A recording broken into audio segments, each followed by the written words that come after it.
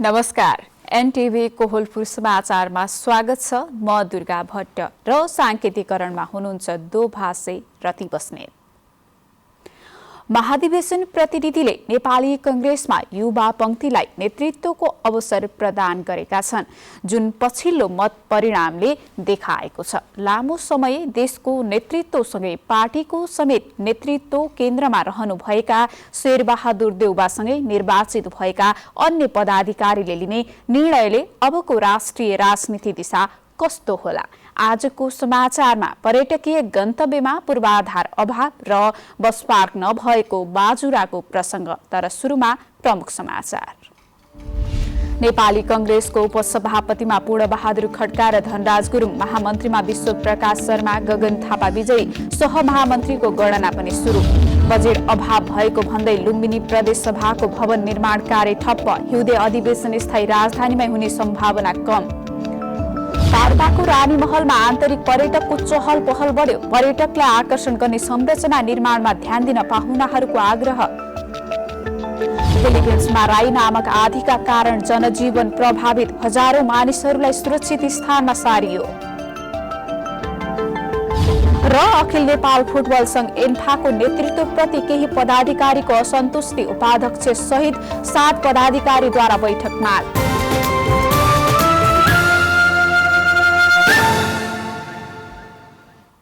समाचार अब विस्तारमा। नेपाली कंग्रेसको महामन्त्रीमा गगन थापा र विश्वप्रकाश शर्मा निर्वाचित हुनुभएको छ। नेपाली कंग्रेसको 14औं महाधिवेशनबाट 2 महामन्त्री पदमा थापा 3023 र शर्मा 2246 मत ल्याएर निर्वाचित हुनुभएको हो। महामन्त्रीका प्रतिस्पर्धीहरू डाक्टर प्रकाश शरण महतले 1550, प्रदीप पौडेलले 1409, डाक्टर मिनेन्द्र रिजालले 809 र डाक्टर राजाराम कार्कीले 107 मत पाउनुभयो। थापा डाक्टर शेखर कोइराला प्यानल र शर्मा प्रकाशमान सिंह प्यानलबाट महामन्त्रीमा लड्नु भएको थियो। महामन्त्रीमा शेरबहादुर देउवा समूहबाट डाक्टर प्रकाश शरण महत र प्रदीप पौडेल तथा डाक्टर शेखर कोइराला समूहबाट गगन थापा र डाक्टर मिनेन्द्र रिजाल प्रतिस्पर्धामा हुनुहुन्थ्यो।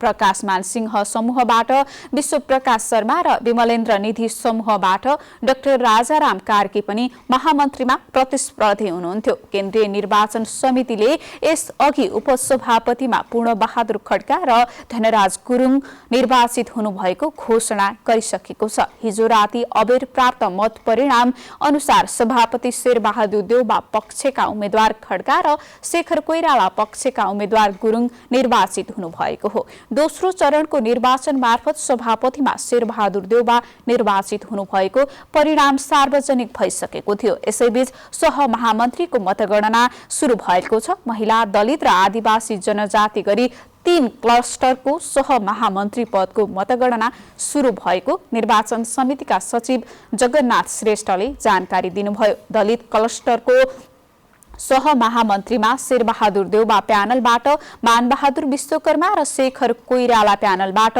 जीवन परियार उम्मेद्वार रहनु भएको छ। त्यस्तै गंगा सुनारले स्वतन्त्र उम्मेद्वार हुनुहुन्छ। महिला क्लस्टरमा शेरबहादुर देउवा प्यानलबाट महालक्ष्मी उपाध्याय डिना र शेखर कोइराला प्यानलबाट कमला पन्तले उम्मेद्वारी दिनुभएको छ। त्यस्तै आदिवासी जनजाति तर्फको सहमहामन्त्रीमा शेरबहादुर देउवा प्यानलबाट भीष्मराज आङदाम्बे र शेखर कोइराला प्यानलबाट विकास लामा उम्मेद्वार हुनुहुन्छ। अरु 5 सहमहामन्त्री पदको मतगणना भने शुक्रबार हुने श्रेष्ठले जानकारी दिनुभयो। लुम्बिनी प्रदेश सरकारले देउखुरीमा निर्माण गर्न थालेको प्रदेश सभा भवन निर्माण कार्य रोकिएको छ। प्रदेश पूर्वाधार प्राधिकरणले थप बजेट माग गरेर पठाए पनि आर्थिक मामिला तथा सहकारी मन्त्रालयबाट बजेट प्राप्त नभएपछि भवन निर्माण कार्य रोकिएको हो, जसले गर्दा नयाँ भवनमा आयोजना गर्ने भनिएको हिउँदे अधिवेशन समेत प्रभावित हुने देखिएको छ। छानो हाल्न बाँकी छ भने भित्री संरचना समेत तयार गर्नुपर्ने अवस्था छ। तर काम सम्पन्न नहुँदै लुम्बिनी प्रदेश सभा भवन निर्माण कार्य रोकिएको छ। झण्डै 150 जना मजदुर दिउँसोको समयमा काममा खटिएका हुन्थे, तर केही दिनदेखि निर्माणाधीन स्थल सुनसान छ। प्रदेश पूर्वाधार विकास प्राधिकरणले प्रदेश सभा भवन निर्माणको काम सकेर यही महिना प्रदेश सरकारलाई हस्तान्तरण गर्ने योजना बनाएको थियो। तर त्यो योजना पूरा नहुँदै प्रदेश सभा भवन निर्माण कार्य बीचमै रोकिन पुग्यो। लुम्बिनी प्रदेश आर्थिक मामिला तथा सहकारी मन्त्रालयले थप बजेट दिन इन्कार गरेपछि प्रदेश सभा भवन निर्माण कार्य बीचमै रोकिएको प्रदेश पूर्वाधार विकास प्राधिकरणका प्रमुख कार्यकारी अधिकृत अनन्तराज घिमिरेले बताउनुभयो। एक हप्तादेखि हाम्रो चाहिँ सम्पूर्ण काम चाहिँ रोकिएको छ, निर्माण व्यवसायले काम रोकेका छन्। त्यसको मुख्य कारण भनेको चाहिँ प्रदेश सभाले हामीसँग 3वटा आइटमहरू ढुङ्गाको छाना, त्यसपछि आँखी झ्याल र चाहिने इँटाको गाह्रो लगाउने भनेर निर्देशन दिएको थियो। त्यो अनुसार हामीले यहाँबाट फाइल उठाएर अर्थ मन्त्रालय र प्रदेश सरकारलाई पठायौँ।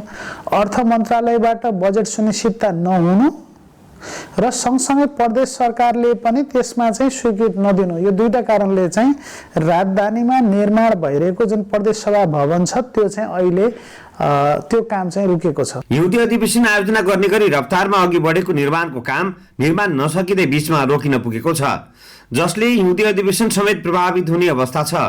बुटोलमा बस्दै आएको प्रदेश सभाको बैठकलाई नयाँ भवनमा आयोजना गर्ने तयारी थियो। भवन निर्माणका लागि अर्थ मन्त्रालयले थप बजेट दिन अस्वीकार गरेपछि निर्माण कम्पनीले गत आइतबारदेखि काम रोकेको पाइएको छ। प्रदेश सभा भवनको डिजाइन परिवर्तन गरी अर्थ मन्त्रालयसँग थप 3 करोड रुपियाँ माग गरिएको थियो, तर अर्थले स्वीकृति दिएन। 5 करोड 21 लाख रुपियाँ लागतमा निर्माण भइरहेको प्रदेश सभा भवनमा ढुङ्गाको छानो, सो छानो लगाउँदा आवश्यक पर्ने फलामको पाता लगायतका सामग्री थप्न प्रदेश पूर्वाधार विकास प्राधिकरणले अर्थ मन्त्रालयसँग थप बजेट माग गरेको थियो। निरन्तर प्रदेश सरकारसँग छलफलमै छौँ, अर्थ मन्त्रालयसँग पनि छलफलमा छौँ, हामीले पठाउने डकुमेन्ट पनि पठाइसकेका छौँ। त्यति हुँदाखेरि उताबाट स्वीकृत नभएको हुनाले हामीले समयमा काम पुरा गर्न सकेनौँ। हाम्रो लक्ष्य चाहिँ यो महिनाको अन्तिमसम्ममा चाहिँ टुङ्ग्याउने भन्ने थियो। लुम्बिनी प्रदेशको स्थायी राजधानीमा बन्दै गरेको प्रदेश सभा भवन निर्माण कार्य रोकिएपछि राजधानी कार्यान्वयनमा समेत गतिरोध आउने देखिएको छ। तसर्थ यस्ता महत्त्वपूर्ण आयोजनाका निर्माण कार्यलाई गति दिन र समयमा सम्पन्न गर्न सम्बन्धित पक्षले ध्यान दिनुपर्ने आवश्यकता छ। दशरथ घिमिरे, नेपाल टेलिभिजन, लुम्बिनी प्रदेश, दाङ। लुम्बिनी प्रदेश सरकारले आफ्नै विकास बैंक सञ्चालनमा ल्याउने भएको छ। मुख्यमन्त्री कुलप्रसाद केसीले गरिब विपन्न वर्गको उत्थानका लागि प्रदेश सरकारले प्रदेश विकास बैंक सञ्चालनमा ल्याउन लागेको बताउनु भएको हो। पश्चिम नवलपरासीको पालीनन्दन गाउँपालिकामा निर्माण भएको अस्पतालको उद्घाटन गर्दै मुख्यमन्त्री केसीले निजी बैंकहरूबाट जनता झन पीडित हुँदै गएकाले प्रदेश सरकारले विकास बैंक सञ्चालन गर्न लागेको बताउनुभयो। गरिब विपन्न वर्गलाई अनुदान मात्रै बाँडेर सम्भव नभएकाले सहुलियत ब्याजमा ऋण उपलब्ध गराई आत्मनिर्भर बनाउन विकास बैंक सञ्चालन गर्न लागि केसीले बताउनुभयो। न्यूनतम ब्याजमा ऋण उपलब्ध गराउने गरी विकास बैंक सञ्चालन गर्न अहिले कार्यविधि निर्माणको काम भइरहेको उहाँको भनाइ छ। प्रदेशभित्रै अन्तर्राष्ट्रिय विमानस्थल पनि सञ्चालनको तयारीमा रहेकाले वैदेशिक लगानी समेत भित्राउन पुँजी परिचालन आवश्यक भएकाले सोही अनुरूप काम सुरु गरिएको उहाँको भनाइ छ। निर्वाचन आयोगले राष्ट्रिय सभा निर्वाचनका लागि दल दर्ता गर्न आह्वान गरेको छ। आज बिहान आयोगले सूचना जारी गरेर निर्वाचन प्रयोजनका लागि राजनीतिक दल दर्ता गर्न आह्वान गरेको हो। आयोगले दल दर्ताको म्याद यही पुस 10 गतेसम्म तोकेको छ। आगामी माघ 12 गते राष्ट्रिय सभा निर्वाचन गर्ने निर्वाचन आयोगले निर्णय गरेको छ। यसैगरी पुस 21 गते उम्मेदवारीमा दाबी विरोधको उजुरी दिने, 22 र 23 गते उजुरीमाथि जाँचबुझ गरी निर्णय गर्ने, 24 गते उम्मेदवारले नाम फिर्ता लिन सक्ने र 25 गते उम्मेदवारको अन्तिम नामावली प्रकाशन गर्ने कार्यतालिका रहेको छ। समाचारको क्रम जारी नै छ। अहिलेलाई एकैछिनको विश्राम।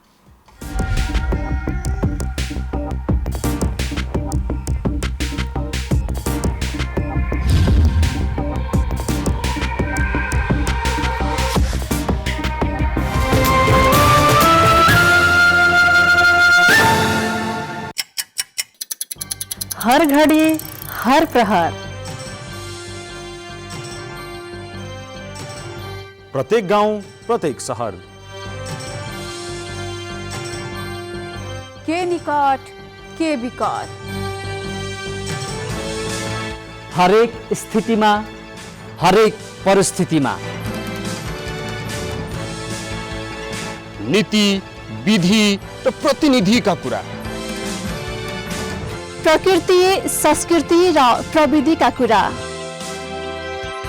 हाम्रो समाचार, तथ्य, सूचना, निष्पक्ष विचार, हाम्रो अभिभारा, तपाईको सूचनाको अधिकार।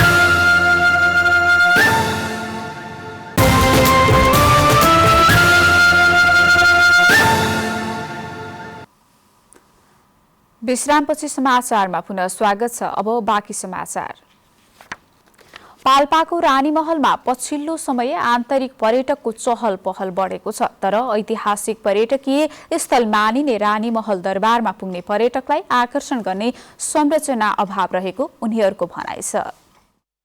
रानीमहल दरबारको अवलोकन गर्न पुग्ने पर्यटकको संख्यामा वृद्धि भएको छ। अहिले दैनिक 500 बढी आन्तरिक पर्यटकले रानीमहलको अवलोकन गर्ने गरेका छन्। मनभरि उत्साह बोकेर रानीमहल आएका पर्यटकलाई दरबारमा हेर्ने लायक सामग्री अभाव तथा अन्य पूर्वाधारको कमीले गर्दा निराश बनाएको उनीहरूले बताएका छन्। समस्या त तपाईँको धेरै छ। तपाईँको रानीमहल छ, एउटा रानीमहललाई तपाईँको आउने, तपाईँको हेर्ने जाने, तपाईँको डे एक्टिभिटी गर्नलाई नि ठाउँ त नजिक छैन नि त। त्यत्रो बाटो हामी चाहिँ नि दुःख गरेर यहाँ आइयो, तर मनले सोचे जस्तो भएन। पारिवारिक घुमघामका लागि देशका विभिन्न जिल्ला तथा तेस्रो मुलुकबाट यहाँ आउने पर्यटक बढे पनि यसको उचित स्याहार सम्भार हुन नसकेको उनीहरूको गुनासो छ। सरकारले राणाकालीन इतिहास बोकेको रानीमहल दरबारलाई स्थानीय तह मार्फत सञ्चालन गर्ने जिम्मा दिएको छ, तर स्थानीय तह एक्लैले यसको व्यवस्थापन गर्न कठिन भएको तानसेन नगरपालिकाले जनाएको छ। यसको फुल रिनोभेसन गर्न लगभग 10 करोड लाग्दो रहेछ। हामीले नेपाल सरकारको पनि ध्यान आकर्षण गरिरहेका छौँ, प्रदेश सरकारको पनि ध्यान आकर्षण गरिरहेका छौँ। अहिले प्रदेश सरकारसँग पनि हाम्रो संवाद चलिरहेको छ कि यसको चाहिँ इन्टेरियरको सवालमा, यसलाई चाहिँ मर्म सम्भार गर्ने सवालमा, यसलाई पुरानो ढाँचामा लैजाने सवालमा जुन किसिमको एउटा चाहिँ एउटा लगानी चाहिन्छ, त्यो लगानी चाहिँ स्थानीय तहसँग मात्रै हुँदैन। अर्को कुरा, स्थानीय तहले डाइरेक्ट यसमा निर्माण गर्न सक्दैन किन पुरातत्वको लिस्ट अन्तर्गत आएको छ। त्यसले गर्दा सबै मिलेर चाहिँ यसलाई चाहिँ राम्रो बनाउनु पर्छ भन्ने कुरा छ। सरकारले 100 पर्यटकीय गन्तव्यमा समेत समावेश गरेको रानीमहल दरबार प्रेमिल जोडीका लागि राम्रो गन्तव्य मानिन्छ। यसको प्रचार अनुसार उचित स्याहार सम्भार र पूर्वाधार निर्माणमा चासो दिनुपर्ने यहाँ आउने पर्यटकको भनाइ छ। कमल अधिकारी, नेपाल टेलिभिजन, लुम्बिनी प्रदेश, रानीमहल, पाल्पा। पर्यटकीय र धार्मिक महत्त्व बोकेको कछुवा ताल जोखिममा रहेको छ। सल्यानको कालीमाटी 3 मा रहेको ताल आसपासमा जथाभावी भएका विकास निर्माणले ताल पुरिँदै गएको हो।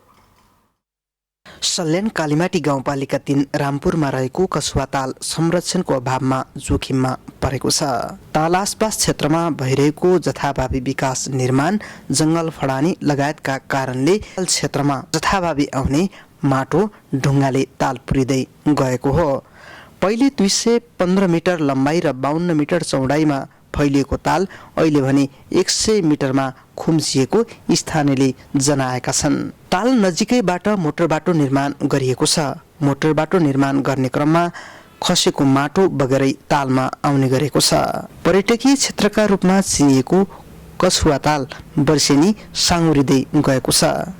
गाउँपालिकाले पर्यटकीय क्षेत्रको रूपमा कछुवा ताललाई विकास गर्न पर्याप्त बजेटको व्यवस्था गर्नुपर्ने स्थानीय हिरासिंह खड्गाले बताउनु भयो। पहिला यो कछुवा दह भन्ने सल्यान जिल्ला कछुवा दह हो यसको नाम। यो कछुवा दह भन्नाले अब तपाईँको यो पुर्याको अलिकति भल्लो पनि यहाँ पुर्यो। अहिले पहिला यस्तो रोकिएको थियो, यो शरीरमा भइरहेको छ। यसको लागि अहिले धेरै गाउँ छ, यसमा बजेट अब बनाउँछ भन्ने छ, यो बनाउनु पर्ने हो। यसमा अब यो बन्ने बजेट पर्छ, बन्न बनिएको छैन उस्ता उस्तै। अब हामीले गर्नुपर्ने हो, यसको सदलान गर्ने, यसको दाम बनाउने हो त हामीले गर्ने हो, सबले गर्ने हो, अब सदुपयोग लगाउने हो। अब त्यो नलगाएपछि त अब यो उस्ता उस्तै हुने हो। कछुवा ताल संरक्षण सम्वर्धन गर्नुका साथै प्रचार प्रसार गर्नका लागि आवश्यक बजेट सहितको कार्यक्रम अगाडि बढाइएको कालीमाटी गाउँपालिकाका अध्यक्ष दानबहादुर केसीले जानकारी दिनुभयो। ताल नजिकै रहेको गंगामाला मन्दिरमा प्रत्येक वर्ष शिवरात्रिका दिन रात दिन गरेर 3 दिन मेला लाग्ने गर्दछ। यहाँ ताल अवलोकनका साथै पूजा आराधनाका लागि दाङ, सुर्खेत, जाजरकोट, बाँके, बर्दिया लगायतका क्षेत्रबाट दर्शनार्थी आउने गरेको बताइन्छ। प्रत्येक इच्छुक शर्मा, नेपाल टेलिभिजन, सल्यान।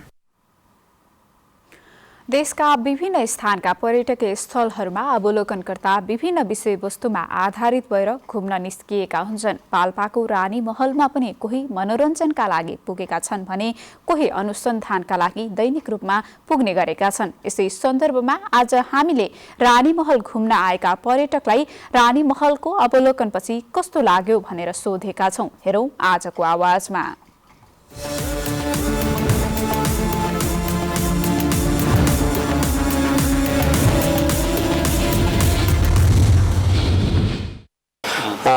के हो भनेर खासै यहाँ कसैलाई सोध्न पनि पाइएन। अब रानी महल रे भनेर उहाँदेखि घुम्नको लागि चाहिँ आइयो, केही शिलालेख पनि देखिएन। सबैजनाले अब पाल्पाको यो रानी महल चाहिँ धेरैजना घुम्न आएको पनि देखेको थियो, सुनेको थियौँ र त्यो भएर घुम्न आएको रानीको सम्झनामा खासै केही पनि चिज छ जस्तो के त्यस्तो केही पनि भेटेनौँ हामीले त। यहाँ एउटा केही यसो फोटोसोटो राख्या भए राम्रो हुन्थ्यो, केही पनि रहन्छ भन्नेमै यस्तै चाहिँ परल भयो हामीहरूलाई। अर्थ त के भन्नु, अब दुःखले हामी त अब यो निकै अब काठमाडौँबाटै आइएको हो। राजाले रानीलाई महल बनाइदिएछ अनि रानी बस्नु भएको छ भने हेर्न आएको, खासै सोचे जस्तो चाहिँ भएन। आज रानी महल हेर्न आएको, भनौँ न आफूले सोचेको थियो चाहिँ सायद होला रानी महल भनेको भनौँ न अब रानीलाई बनाएको घर सायद स्पेसली होला जस्तो सोचेको थियो, तर अलि नसोचे भन्दा अलिक फरक रहेछ। बाहिरबाट हेर्दा भनौँ न अलि संरचनाहरू नै अलि ठिक नै लागेन, केही भनौँ न मठ मन्दिरहरू नि खासै त्यस्तो धेरै रहन्छ र अलि संरक्षण भएको जस्तो लागेन।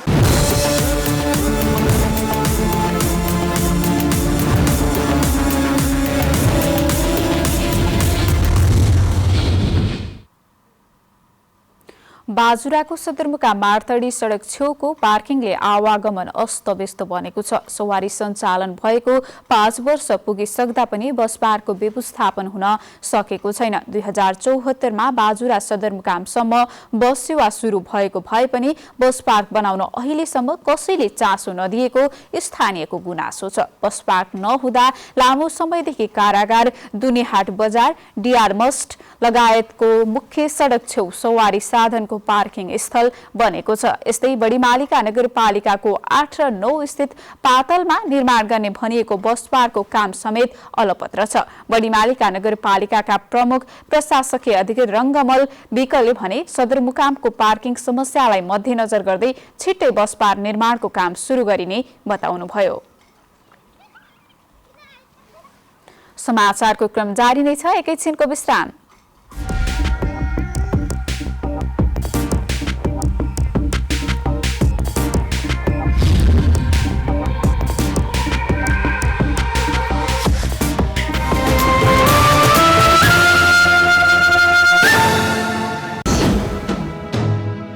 समावेशी आवाज, समावेशी चरित्र, बेग्लै अस्तित्व, पहिचान सर्वत्र। दृश्यहरूको भीडमा तपाईको दृश्य, कला, संस्कृति र प्रकृतिको शब्दचित्र। अनुहारहरूको भीडमा तपाईकै अनुहार, अनेक नेपालीको एक अनुहार। एनटिभी कोहलपुर।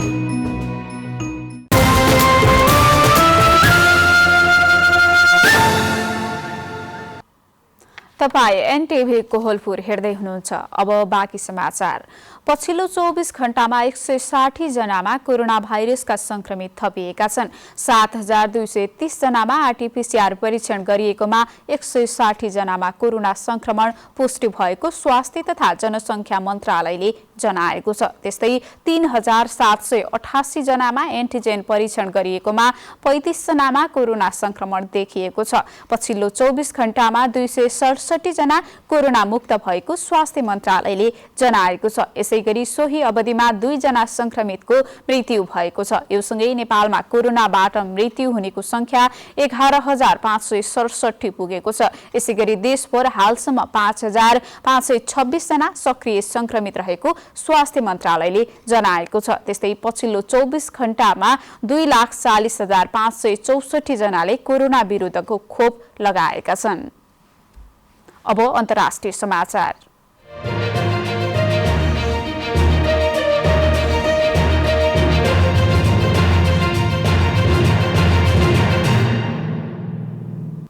फिलिपिन्समा तीव्र रूपमा विकसित हुँदै गइरहेको राई नामक आँधीका कारण हजारौं मानिसलाई सुरक्षित स्थानमा सारिएको छ। शक्तिशाली बन्दै गएको उक्त आँधी जमिनमा ठोकिनु पूर्व नै मध्य तथा दक्षिण फिलिपिन्सका हजारौं मानिसलाई घरबाट अन्यत्र सारिएको हो। आज बिहानसम्म भिसायास द्वीप समूहमा पनि पूर्वी प्रान्त समारबाट झण्डै 30,000 मानिसलाई सुरक्षित स्थानमा सारिएको अधिकारीहरूले बताएका छन्। भिसायासका अन्य पूर्वी क्षेत्रबाट 17,000 भन्दा बढी मानिसलाई समेत अन्यत्र सारिएको छ। यसअघि 2013 मा आएको हायन आँधीमा समार र लेटे प्रान्त सबैभन्दा बढी प्रभावित बनेका थिए। त्यस्तै भिन्डामाको ओ सुरिगाओकोबाट 51,000 मानिसलाई अन्यत्र सारिएको छ। तीव्र रूपमा विकसित भइरहेको आँधी मध्य क्षेत्रका दिनागत र सुरिगाओ प्रान्ततर्फ बढ़िरहेको जनाइएको छ। राई आँधी प्रति घण्टा 185 किलोमिटर गतिले पश्चिम र उत्तर पश्चिम दिशातर्फ बढ़िरहेको भन्दै कुनै कुनै क्षेत्रमा विनाशकारी रूप लिन सक्ने जनाएको छ। जमिनमा आँधी आउनु पूर्व नै फिलिपिन्सका 8 क्षेत्रमा विपद तयारी तथा प्रतिकार मापदण्डलाई उच्च तहमा पुर्याइएको छ। अब आर्थिक समाचार।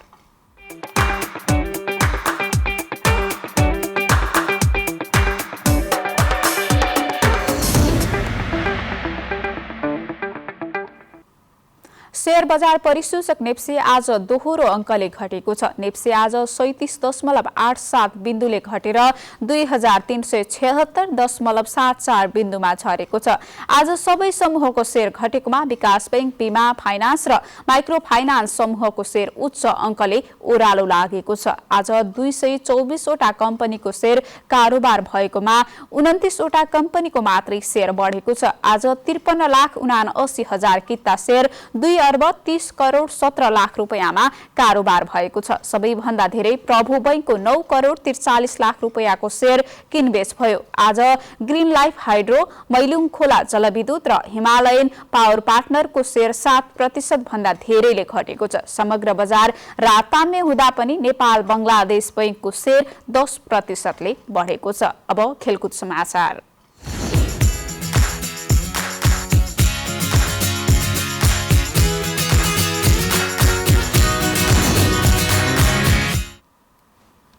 अखिल नेपाल फुटबल संघ एन्फाका 3 उपाध्यक्ष सहित 7 पदाधिकारीले केन्द्रीय कार्य समितिको बैठक माग गर्दै एन्फा सचिवालयमा निवेदन दर्ता गराएका छन्। उनीहरूले बैठकको माग गरे पनि अध्यक्ष कर्मा छिरिङ शेर्पाले बेवास्ता गर्दै आएको आरोप लगाइएको छ। एन्फाका वरिष्ठ उपाध्यक्ष पंकज विक्रम नेवाङ, उपाध्यक्ष द्वय कृष्ण बहादुर थापा, वीर बहादुर खड्का, सदस्यहरू किरण राई, दिनेश व्यञ्जनकार, निरोज खड्की र दावा लामाले कार्यकारी समितिको बैठक माग गर्दै निवेदन दर्ता गर्नुभएको हो। संयुक्त रूपमा दर्ता गरिएको निवेदनमा लामो समयदेखि बैठक नबसेको हुँदा महत्वपूर्ण विषयहरूमाथि छलफल नभएकोले खेलको विकासमा गतिरोध देखा परेको तथा विधि प्रक्रियाविहीन ढंगबाट संघ सञ्चालन भएको आरोप लगाइएको छ। साथै जिल्ला, प्रदेश र राष्ट्रिय लीग तथा राजधानीका ए, बी र सी डिभिजन लीग सञ्चालनबारे छलफललाई बेवास्ता गरेको दावी पनि गरिएको छ।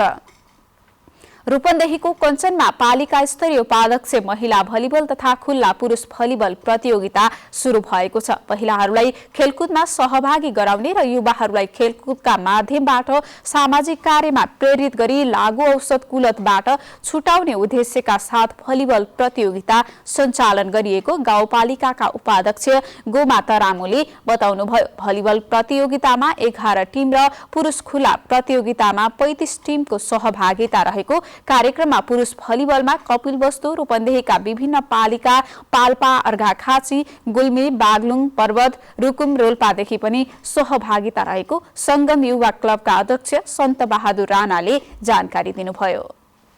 अब मौसम।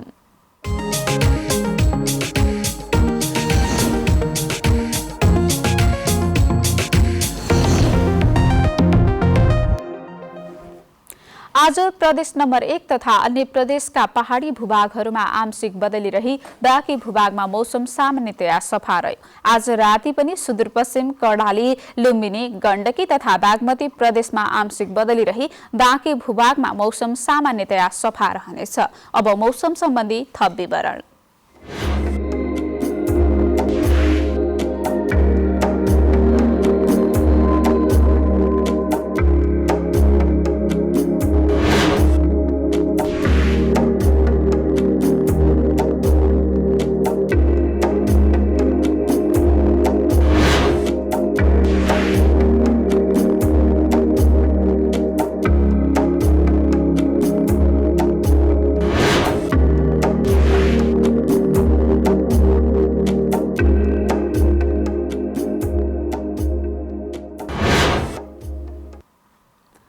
समाचारको अन्त्यमा प्रमुख समाचार पुनः एकपटक।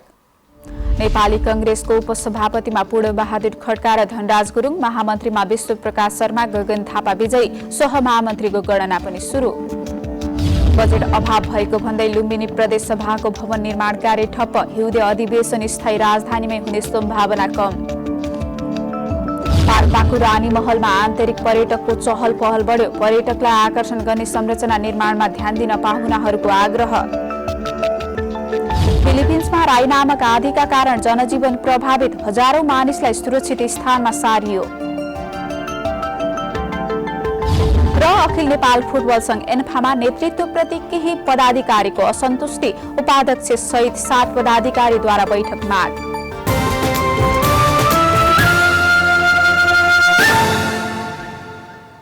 हवस् त अहिलेलाई समाचारको सिलसिला यति नै, बिदा दिनुहोस्। नमस्कार।